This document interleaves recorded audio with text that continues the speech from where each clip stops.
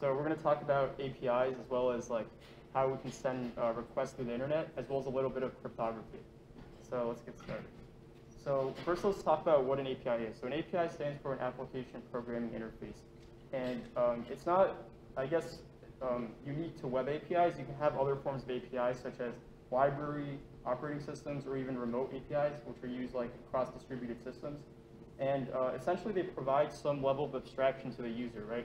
So if you want to request data or send data to some endpoint, the way it's implemented at the endpoint doesn't really matter. All you care about is the format you should send the request to the endpoint and how the data is received. So that's kind of like what APIs are for. They're kind of like, the implementations are black boxes, and you can, all you care about are the inputs and outputs. So that's like the key idea you should know about these. So let's talk about one type of API, which are web APIs, and they're probably the most used type of APIs. So this is essentially how all data is sent across the internet. As you see, we have this like pyramid on the right, or on your right side. So this is how the network stack works, from the physical layer all the way up to the API layer. So we have like, on the low levels, we have like Ethernet, IP, TCP. These are all low-level protocols that is essentially how data is sent. And our APIs are actually implemented all the way on top of HTTP, which is an application level protocol. And this is how all data is sent across the internet. So when you type google.com in your web browser, what it's doing is it sends an HTTP request to Google servers, which it gets like through an IP address. And then Google servers will have a response object. So these are the different types of HTTP requests you can have. You can have get, post, put, and delete. Get is probably the most used one. This is every time you click a link, that's what's used. You can also have post, which is essentially a way where data is sent into the HTTP body, and we'll do some more examples for GET requests. But an important aspect of HTTP is that just HTTP by itself is actually not used at all on any web servers anymore. We use something called HTTPS, which is how we can secure this data being sent. So it uses this thing called TLS, which is a protocol to essentially encrypt the data that's being sent. And this kind of works with, let's actually do an example. So this is actually like related to some cryptography. And basically your goal is you want to send data somehow and have it be encrypted without some like hacker being able to get the data. So they can get the encrypted data, but they can't decrypt the data. So the way this works with like TLS is you first have to agree with the sender and the receiver on some like shared key, right? So some like private key. So this is like, this works with something called Diffie-Hellman key exchange. So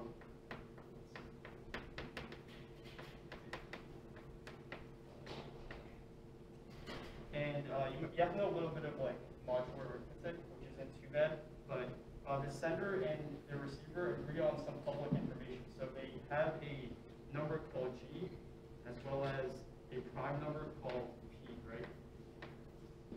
So if you have like two senders and receivers, you have like Alice and Bob, right?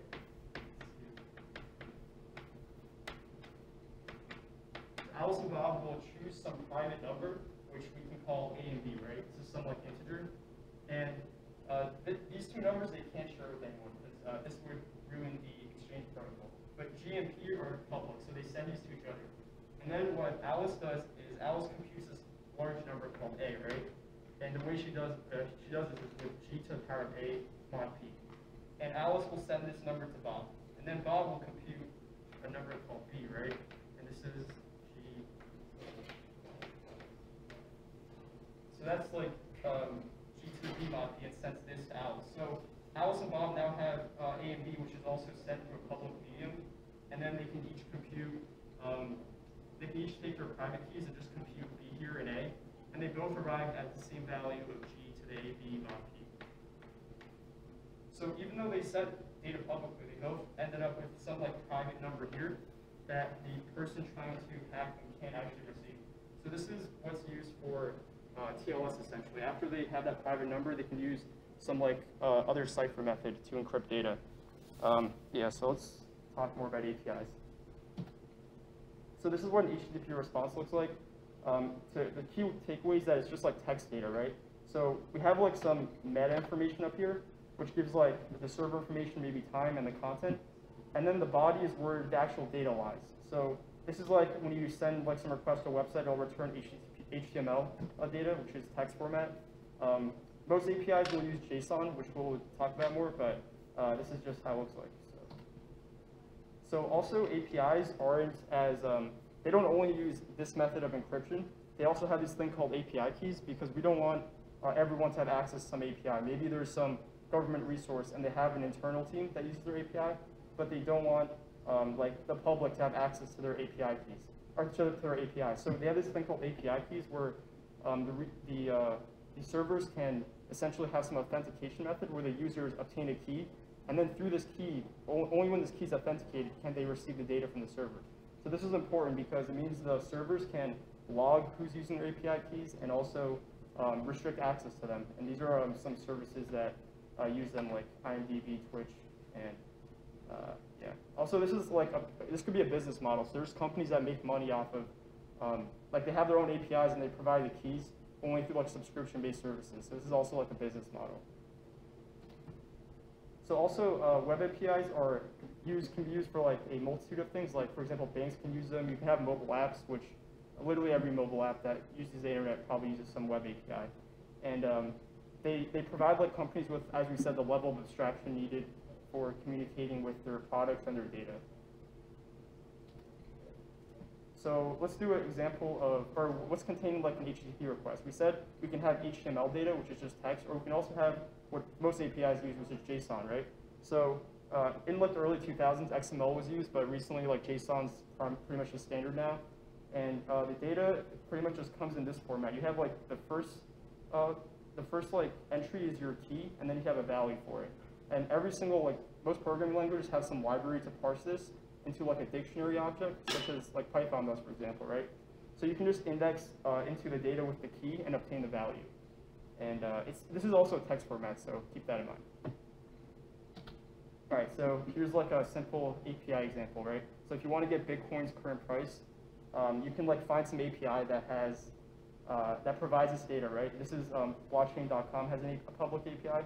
So this URL is how you access the API, and you can also send parameters to it. In this case, there's no parameters, but you just send like the HTTP request type. In this case, we do a GET. So we send a GET request to the URL, and we get the HTTP response object, and then we can convert this to JSON. And we can just print out the value by indexing into the JSON keys. So this is the output it will print. So let's talk about another example use case. This is like a mini project I did like for myself maybe a year ago. So during like the pandemic, the New Jersey DMV had their appointments only online, and it was very hard to find an appointment. So let's talk about like, I kind of explored how their website works. And on the front end, there's like a website, there's like an interface, and you obtain all the current appointments, right? So if you look through the source code, which is on the front end side, you can actually see like there's a URL that they send a GET request to using like JavaScript in your browser.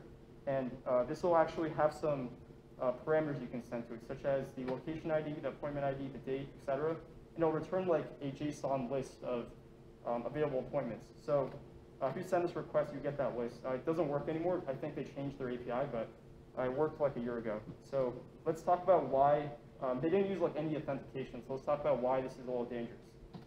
So this is kind of what I did, but if you want to get an appointment and it was very hard to do that, you can just write a very simple Python script. Every like 100 seconds, you send a GET request, and then you can write a function that finds the earliest state available from the response, right? So we can get the earliest state that is available every 100 seconds. And if the date is available, we can text our phone, right? So we can essentially have some advantage over the regular public that is trying to get an appointment, because we don't have to sit there and check all day. We can just go online when our phone gets a text. So that's like kind of why they can be abused, and you should keep in mind why API keys are important and why you should have some security method for your APIs. And yeah, that's actually everything.